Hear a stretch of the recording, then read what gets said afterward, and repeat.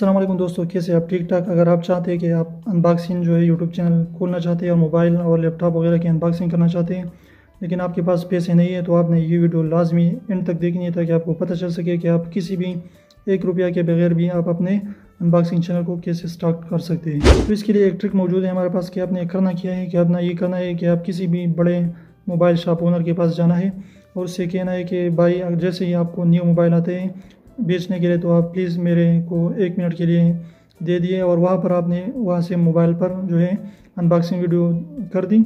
उसके बाद वो मोबाइल उसको वापस कर दें। तो इस तरीके से जिस तरीके के नए भी फ़ोन आ जाता है, तो आपने इसी ही तरीके से अपने अनबॉक्सिंग चैनल स्टार्ट करना है और किसी भी जो है आपको कोई भी पैसे की ज़रूरत नहीं पड़ेगी।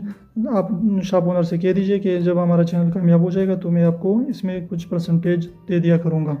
तो आपने जो है ये तरीका अप्लाई करके किसी भी जो है मनी के बगैर यानी रुपए के बगैर आप अनबॉक्सिंग चैनल स्टार्ट कर सकते हैं। तो एक आदमी चिप्स खा रहा था तो उसके दोस्त ने कहा कि भाई मुझे भी थोड़ा दो, तो उसने एक चिप्स दे दिया। तो भाई ने कहा, सारे दोस्त ने कहा कि सिर्फ एक, तो उसने कहा कि सारे के जायका एक जैसा है।